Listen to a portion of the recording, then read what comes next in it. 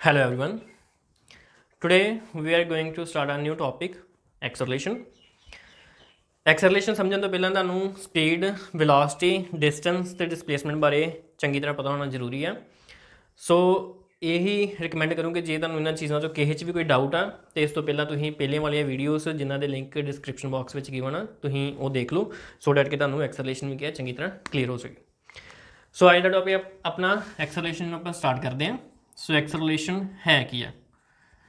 ਸੋ acceleration ਕੀ ਹੁੰਦੀ ਆ? ਇਹਨੂੰ ਬੋਲਦੇ ਆਪਾਂ change in velocity with respect to time.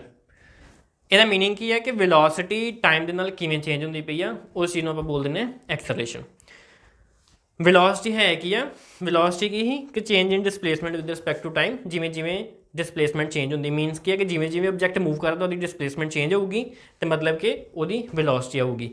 ਜਿਵੇਂ ਜਿਵੇਂ ਵੈਲੋਸਿਟੀ ਚੇਂਜ ਹੋਊਗੀ ਵਿਦ ਰਿਸਪੈਕਟ ਟੂ ਟਾਈਮ ਉਵੇਂ ਉਵੇਂ ਹੀ ਕੀ ਕਹਾਂਗੇ ਕਿ ਆਬਜੈਕਟ ਐਕਸਲਰੇਟ ਹੋ ਰਿਹਾ ਜਾਂ ਨਹੀਂ ਹੋ ਰਿਹਾ। ਠੀਕ ਆ। ਸੋ ਵੈਲੋਸਿਟੀ ਦੇ ਵਿੱਚ ਆਪਾਂ ਚੇਂਜ ਦੇਖਦੇ ਕਿਵੇਂ ਆ, ਇਹਦੀ ਐਗਜ਼ਾਮਪਲ ਲੈ ਲੈਂਦੇ ਆ। ਮੰਨ ਲਓ ਕੋਈ ਵੀ ਵਾਹੀਕਲ ਆ, ਠੀਕ ਆ। ਮੰਨ ਲਓ ਵਾਹੀਕਲ ਕੀ ਆ, ਪਹਿਲਾਂ ਇਸ ਪੋਜੀਸ਼ਨ 'ਤੇ ਹੀ ਜਿਹਨੂੰ ਆਪਾਂ ਇਨੀਸ਼ੀਅਲ ਪੋਜੀਸ਼ਨ ਕਹਿ ਦਿੰਦੇ ਉਹ, ਠੀਕ ਆ। ਇਸ ਪੋਜੀਸ਼ਨ ਤੋਂ ਮੰਨ ਲਓ ਵਾਹੀਕਲ ਨੇ ਕੀ ਮੂਵ ਕਰਨਾ ਸਟਾਰਟ ਕੀਤਾ। ਸੋ ਮੰਨ ਲਓ ਕਿ ਉਹ ਰਾਈਟ ਸਾਈਡ 'ਤੇ ਮੂਵ ਕਰਦਾ ਪਿਆ।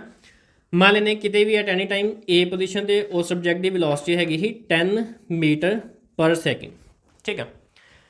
ਨੈਕਸਟ ਬੀ ਪੋਜੀਸ਼ਨ 'ਤੇ ਪਹੁੰਚਦੇ ਉਹਦੀ ਵੈਲੋਸਿਟੀ ਹੋ ਗਈ 15 ਮੀਟਰ ਪਰ ਸੈਕਿੰਡ ਤੇ ਆਹ ਟਾਈਮ ਦਾ ਇੰਟਰਵਲ ਮੰਨ ਲੈਂਦੇ ਕਿੰਨਾ ਸੀ 5 ਸੈਕਿੰਡ ਦਾ ਸੀ। ਸੋ ਇਹਦੇ ਵਿੱਚ ਵੈਲੋਸਿਟੀ ਕਿੰਨੀ ਚੇਂਜ ਹੋਈ? ਵੈਲੋਸਿਟੀ ਚੇਂਜ ਕਿੱਦਾਂ ਦੇਖੀ ਦੀ ਆ? ਹਮੇਸ਼ਾ ਹੀ ਫਾਈਨਲ ਮਾਈਨਸ ਇਨੀਸ਼ੀਅਲ, ਇਸ ਚੀਜ਼ ਨੂੰ ਆਪਾਂ ਬੋਲਦੇ ਹਾਂ ਚੇਂਜ, ਠੀਕ ਆ। ਸੋ ਫਾਈਨਲ ਵੈਲੋਸਿਟੀ ਕਿੰਨੀ ਹੈ ਇਹਦੀ 15 ਮੀਟਰ ਪਰ ਸੈਕਿੰਡ ਹੀ, ਇਨੀਸ਼ੀਅਲ ਕਿੰਨੀ ਸੀ 10 metre per second upon time. Change in time ਮਤਲਬ ਟਾਈਮ ਦਾ ਇੰਟਰਵਲ ਕਿੰਨਾ? ਸੋ 5 ਦਾ। ਸੋ ਕਿੰਨੇ ਆ ਗਏ ਆਪਣੇ ਕੋਲ 5/5 ਇਜ਼ ਇਕੁਅਲ ਟੂ 1। ਸੋ ਮਤਲਬ ਕਿ ਇੰਨੀ ਵੈਲੋਸਿਟੀ ਪਰ ਸੈਕਿੰਡ ਚੇਂਜ ਹੁੰਦੀ ਪਈ ਆ। ਸੋ ਜਿੰਨਾ ਵੀ ਚੇਂਜ ਹੁੰਦਾ ਉਹਨੂੰ ਆਪਾਂ ਕੀ ਬੋਲਦੇ ਹਾਂ? ਐਕਸਲਰੇਸ਼ਨ ਬੋਲਦੇ ਹਾਂ, ਠੀਕ ਆ। ਸੋ ਚੇਂਜ ਇਨ ਵੈਲੋਸਿਟੀ ਨੂੰ ਆਪਾਂ ਲਿਖਦੇ ਕਿੱਦਾਂ ਵਾ? ਹੁਣ ਆਪਾਂ ਗੱਲ ਕਿਹਦੀ ਕੀਤੀ? Final velocity minus initial velocity. ਹੁਣ ਆਪਾਂ ਨੂੰ ਪਤਾ ਕਿ ਅਸੀਂ ਵੈਲੋਸਿਟੀ ਨੂੰ ਵੈਸੇ ਤੇ ਬੇਸਿਕਲੀ ਵੀ ਨਾਲ ਨੋਟ ਕਰਦੇ, ਸਿੰਪਲੀ ਵੀ ਦੇ ਨਾਲ ਸਮੋਲ ਵੀ ਕਹਿ ਦਈਏ, ਪਰ ਹੁਣ ਅਸੀਂ ਫਾਈਨਲ ਤੇ ਇਨੀਸ਼ੀਅਲ ਦੀ ਗੱਲ ਕਰਦੇ ਪਏ। ਸੋ ਕੋਈ ਨਾ ਕੋਈ ਤਾਂ ਡਿਫਰੈਂਸ ਰੱਖਣਾ ਪਊਗਾ ਇਨੀਸ਼ੀਅਲ ਵੈਲੋਸਿਟੀ ਨੂੰ ਰਿਪਰੈਜ਼ੈਂਟ ਕਰਨ ਲਈ ਤੇ ਫਾਈਨਲ ਨੂੰ। ਸੋ ਆਪਾਂ ਕੀ ਕਰਦੇ ਹਾਂ? ਅਸੀਂ ਫਾਈਨਲ ਵੈਲੋਸਿਟੀ ਨੂੰ ਵੀ ਦੇ ਨਾਲ ਲਿਖ ਲੈਂਦੇ ਹਾਂ ਤੇ ਇਨੀਸ਼ੀਅਲ ਵੈਲੋਸਿਟੀ ਨੂੰ ਯੂ ਦੇ ਨਾਲ ਲਿਖ ਦਿੰਦੇ ਹਾਂ, ਠੀਕ ਆ। ਇਹ ਚੀਜ਼ ਧਿਆਨ 'ਚ ਰੱਖਣੀ ਆ ਕਿ ਜਿਹੜਾ ਯੂ ਆ ਉਹ ਕੀ ਆਪਣੇ ਕੋਲ ਇਨੀਸ਼ੀਅਲ ਵੈਲੋਸਿਟੀ ਨੂੰ ਰਿਪਰੈਜ਼ੈਂਟ ਕਰਦਾ ਤੇ ਜਿਹੜਾ ਆਪਣੇ ਕੋਲ ਵੀ ਆ ਉਹ ਕਿਹਨੂੰ ਰਿਪਰੈਜ਼ੈਂਟ ਕਰਦਾ? ਆਪਾਂ ਨੂੰ ਫਾਈਨਲ ਵੈਲੋਸਿਟੀ ਨੂੰ ਰਿਪਰੈਜ਼ੈਂਟ ਕਰਦਾ। ਸੋ ਅਪੋਨ ਟਾਈਮ, ਟਾਈਮ ਨੂੰ ਆਪਾਂ ਜੇ ਟਾਈਮ ਦਾ ਇੰਟਰਵਲ ਲੈਣਾ ਦੈਨ ਆਪਾਂ t2 ਮਾਈਨਸ t1 ਲਿਖ ਸਕਦੇ ਹਾਂ, ਠੀਕ ਆ।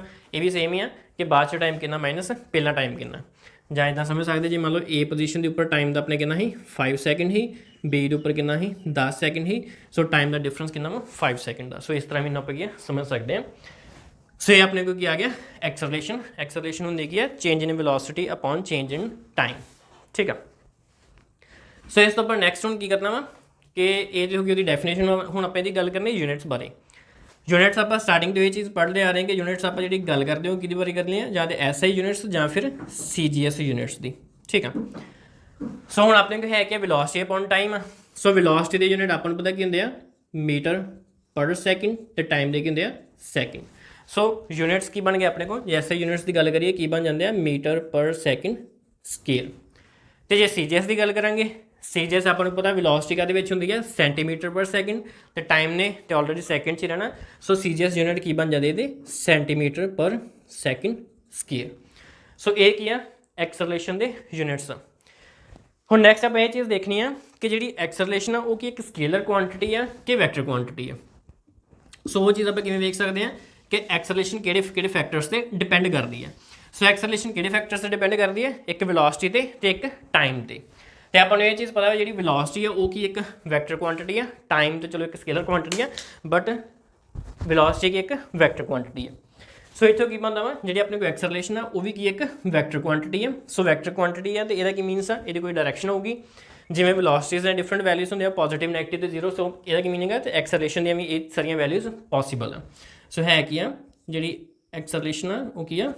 ਵੈਕਟਰ ਕੁਆਂਟਿਟੀ ਆ। ਸੋ ਵੈਕਟਰ ਕੁਆਂਟਿਟੀ ਹੋਣ ਕਰਕੇ ਜਿਹੜੀਆਂ ਐਕਸਲਰੇਸ਼ਨ ਦੀਆਂ ਵੈਲਿਊਜ਼ ਆ, ਵੈਲਿਊਜ਼ ਕਿਹੜੀਆਂ ਮੀਨਸ ਕਿ ਜਿਹੜੀ ਐਕਸਲਰੇਸ਼ਨ ਆ ਉਹ ਕੀ ਹੋ ਸਕਦੀ? 0 ਵੀ ਪੋਸੀਬਲ ਆ, ਨੈਗੇਟਿਵ ਵੀ ਆ ਤੇ ਪੋਜ਼ਿਟਿਵ ਵੀ ਹੋ ਸਕਦੀ ਹੈ, ਠੀਕ ਆ। ਹੁਣ ਆਪਾਂ ਇਹ ਚੀਜ਼ ਸਮਝਣੀ ਆ ਕਿ ਐਕਸਲਰੇਸ਼ਨ ਜ਼ੀਰੋ ਕਿਹੜੇ ਕੇਸ 'ਚ ਹੁੰਦੀ ਹੈ, ਨੈਗੇਟਿਵ ਕਿਹੜੇ ਕੇਸ 'ਚ ਹੁੰਦੀ ਹੈ, ਤੇ ਪੋਜ਼ਿਟਿਵ ਕਿਹੜੇ ਕੇਸ 'ਚ ਹੁੰਦੀ ਹੈ।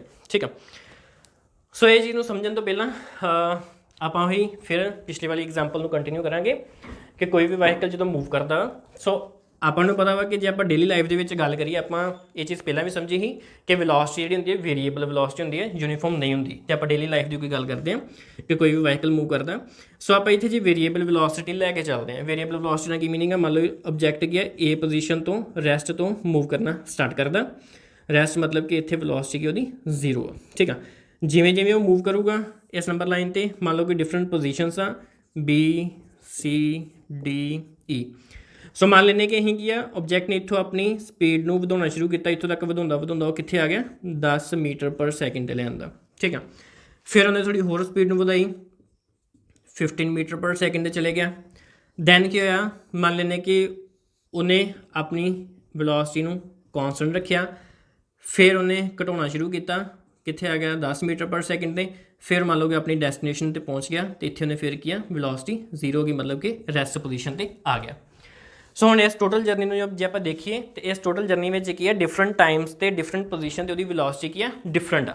ਠੀਕ ਆ, ਜੇ ਆਪਾਂ A ਤੋਂ B ਇੰਟਰਵਲ ਨੂੰ ਦੇਖਦੇ ਹਾਂ, ਇੰਨੇ ਇੰਟਰਵਲ ਦੇ ਲਈ ਕੀ ਆ, ਵੈਲੋਸਿਟੀ ਕੀ ਵੱਧਦੀ ਪਈ, ਕਿਉਂਕਿ ਇੱਥੇ ਕਿੰਨੀ ਜ਼ੀਰੋ ਤੇ ਇੱਥੇ ਕਿੰਨੀ ਆ 10 ਆ। ਠੀਕ ਆ, ਸੋ ਵੈਲੋਸਿਟੀ ਵਧਣ ਦਾ ਕੀ ਮੀਨਿੰਗ ਹੈ ਕਿ ਵੈਲੋਸਿਟੀ ਚੇਂਜ ਹੋਈ ਹੈ, ਤੇ ਜੇ ਵੈਲੋਸਿਟੀ ਚੇਂਜ ਹੋਈ ਤੇ ਇਹਦਾ ਕੀ ਮੀਨਿੰਗ ਹੈ, ਐਕਸਲਰੇਸ਼ਨ ਹੈਗੀ ਆ। ਠੀਕ ਆ, ਸੋ ਐਕਸਲਰੇਸ਼ਨ ਕੀ ਹੈ, ਐਕਸਲਰੇਸ਼ਨ ਆਪਾਂ ਉਹਨੇ ਗੱਲ ਕੀਤੀ ਕਿ final minus initial velocity the with respect to time. ਇੱਥੇ ਫਾਈਨਲ ਵੈਲੋਸਿਟੀ ਕਿੰਨੀ ਆ 10, ਇਨੀਸ਼ੀਅਲ ਕਿੰਨੀ ਆ 0 ਆ। ਟਾਈਮ ਦਾ ਇੰਟਰਵਲ ਕੋਈ ਵੀ ਮੰਨ ਲਈਏ, ਮਤਲਬ ਅਲਟੀਮੇਟ ਸਾਡੇ ਕੋਲ ਰਿਜ਼ਲਟ ਕੀ ਹੁੰਦਾ ਵਾ, ਪੋਜ਼ਿਟਿਵ, ਕਿਉਂਕਿ 10 ਚੋਂ 0 ਘਟਾਵਾਂਗੇ ਤੇ ਰਿਜ਼ਲਟ ਕੀ ਹੈ, ਪੋਜ਼ਿਟਿਵ। ਸੋ ਇਹਦਾ ਕੀ ਮੀਨਿੰਗ ਹੈ ਕਿ ਇਸ ਇੰਟਰਵਲ ਦੇ ਲਈ ਐਕਸਲਰੇਸ਼ਨ ਕੀ ਆਪਣੇ ਕੋਲ ਪੋਜ਼ਿਟਿਵ। ਜੇ ਆਪਾਂ B ਤੋਂ C ਇੰਟਰਵਲ ਦੀ ਗੱਲ ਕਰਦੇ ਹਾਂ, ਸੋ ਇਹਦੇ ਵਿੱਚ ਕੀ ਆ, ਫਾਈਨਲ ਵੈਲੋਸਿਟੀ 15 ਆ, ਇਨੀਸ਼ੀਅਲ ਵੈਲੋਸਿਟੀ 10 ਆ। 15 ਮਾਈਨਸ 10 ਕਰਾਂਗੇ, ਫਿਰ ਆਪਣੇ ਕੋਲ ਆਨਸਰ ਕੀ ਆ, ਪੋਜ਼ਿਟਿਵ ਆਉਂਦਾ। ਪਰ ਜੇ ਆਪਾਂ C ਤੋਂ D ਦੀ ਗੱਲ ਕਰਦੇ ਹਾਂ, ਸੋ ਮਤਲਬ ਕਿ A ਤੋਂ C ਤੱਕ ਆਪਣੇ ਕੋਲ ਜਿਹੜੀ ਐਕਸਲਰੇਸ਼ਨ ਆਈ ਕੀ ਆਈ, ਇੱਕ ਪੋਜ਼ਿਟਿਵ ਆਈ।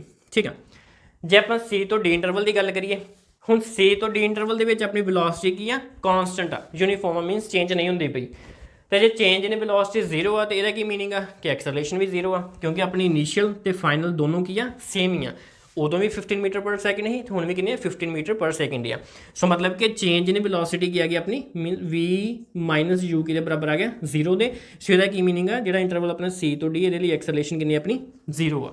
ਠੀਕ ਆ, ਇਸ ਤੋਂ ਆਪਾਂ ਨੈਕਸਟ ਮੂਵ ਕਰਦੇ ਹਾਂ D ਤੋਂ E ਜਾਂ E ਤੋਂ F, ਕੋਈ ਵੀ ਇੰਟਰਵਲ ਵੇਖੀਏ, ਇਹਦੇ ਵਿੱਚ ਆਪਣੀ ਕੀ ਹੈ, ਜੇ ਇਨੀਸ਼ੀਅਲ ਵੈਲੋਸਿਟੀ 15 ਆ ਤੇ ਫਾਈਨਲ ਕਿੰਨੀ ਆ 10 ਆ। ਸੋ ਮਤਲਬ ਕਿ ਜਿਹੜੀ ਬਾਅਦ ਵਾਲੀ ਹੈ ਵੈਲੋਸਿਟੀ ਉਹ ਘੱਟ ਹੈ ਐਜ਼ ਕੰਪੇਅਰ ਪਹਿਲਾਂ ਵਾਲੀ ਨਾਲੋਂ। ਸੋ ਇਹਦਾ ਕੀ ਮੀਨਿੰਗ ਆ ਕਿ ਜੇ ਆਪਾਂ 10 ਮਾਈਨਸ 15 ਕਰਾਂਗੇ ਤੇ ਆਪਣੇ ਕੋਲ ਇਹਦਾ ਆਨਸਰ ਕੀ ਹੋਣਾ -5। ਇਹਦਾ ਕੀ ਮੀਨਿੰਗ ਆ ਕਿ ਇੱਥੇ ਜਿਹੜੀ ਐਕਸਲਰੇਸ਼ਨ ਰਿਪਰੈਜ਼ੈਂਟੇਸ਼ਨ ਹੋ ਰਹੀ ਉਹ ਕੀ ਹੈ, ਨੈਗੇਟਿਵ ਐਕਸਲਰੇਸ਼ਨ ਆ। ਸੋ ਇਹਦਾ ਕੀ ਮੀਨਿੰਗ ਆ, D ਤੋਂ E ਜਾਂ E ਤੋਂ F ਦੀ ਗੱਲ ਕਰੀਏ, ਇਹਦੇ ਵਿੱਚ ਆਪਣੀ ਕੋਲ ਐਕਸਲਰੇਸ਼ਨ ਕੀ ਹੁੰਦੀ ਹੈ, ਨੈਗੇਟਿਵ। ਠੀਕ ਆ, ਸੋ ਇਹ ਤਿੰਨੇ ਕੇਸ ਹੈ ਕਿ ਐਕਸਲਰੇਸ਼ਨ ਪੋਜ਼ਿਟਿਵ ਕਦੋਂ ਹੁੰਦੀ ਹੈ, ਨੈਗੇਟਿਵ ਕਦੋਂ ਹੁੰਦੀ ਹੈ, ਤੇ ਜ਼ੀਰੋ ਕਦੋਂ ਹੁੰਦੀ ਹੈ। ਤੇ ਇਹ ਤੇ ਹੋ ਗਿਆ ਕਿ ਆਪਾਂ ਇੱਕ ਡਾਇਗਰਾਮੈਟਿਕਲੀ ਸਮਝਿਆ ਕਿ ਐਕਸਲਰੇਸ਼ਨ ਪੋਜ਼ਿਟਿਵ ਨੈਗੇਟਿਵ ਜ਼ੀਰੋ ਕੀ ਆ। ਹੁਣ ਇਹਦਾ ਫਿਜ਼ੀਕਲੀ ਮੀਨਿੰਗ ਕੀ ਹੈ, ਬੇਸਿਕਲੀ ਕਿਸੇ ਨੂੰ ਆਪਾਂ ਕਿੱਦਾਂ ਸਿੰਪਲੀ ਸਮਝ ਸਕਦੇ ਹਾਂ ਐਕਸਲਰੇਸ਼ਨ ਪੋਜ਼ਿਟਿਵ ਕਿਹਨੂੰ ਕਹਿਣਾ ਹੈ। ਮੰਨ ਲਓ ਤੁਸੀਂ ਕੋਈ ਵੀ ਵਾਹੀਕਲ ਡਰਾਈਵ ਕਰਦੇ ਪਏ ਹੋ, ਠੀਕ ਹੈ, ਜਦੋਂ ਆਪਾਂ ਉਹਦੇ ਐਕਸਲਰੇਟਰ ਦੇ ਉੱਪਰ ਪੈਰ ਰੱਖਦੇ ਹਾਂ ਜਾਂ ਉਹਦੀ ਅਸੀਂ ਐਕਸਲਰੇਸ਼ਨ ਨੂੰ ਵਧਾਉਂਦੇ ਹਾਂ, ਉਦੋਂ ਕੀ ਹੁੰਦਾ ਵਾ, ਆਬਜੈਕਟ ਦੀ ਸਪੀਡ ਵਧਣਾ ਸਟਾਰਟ ਹੁੰਦੀ ਆ। ਸੋ ਇਸ ਕੇਸ ਨੂੰ ਅਸੀਂ ਕੀ ਕਹਿੰਦੇ ਹਾਂ ਕਿ ਬੋਡੀ ਐਕਸਲਰੇਟ ਹੋਈ ਜਾਂ ਉਹ ਆਬਜੈਕਟ ਕੀ ਐਕਸਲਰੇਟ ਹੋਇਆ। ਐਕਸਲਰੇਟ ਹੋਣ ਦਾ ਕੀ ਮੀਨਿੰਗ ਆ ਕਿ ਉਹ ਐਕਸਲਰੇਸ਼ਨ ਹੋਈ ਬੇਸਿਕਲੀ। ਠੀਕ ਆ, ਸੋ ਉਸ ਕੇਸ ਵਿੱਚ ਜਿਹੜੀ ਐਕਸਲਰੇਸ਼ਨ ਹੁੰਦੀ ਆ ਪੋਜ਼ਿਟਿਵ ਹੁੰਦੀ ਆ।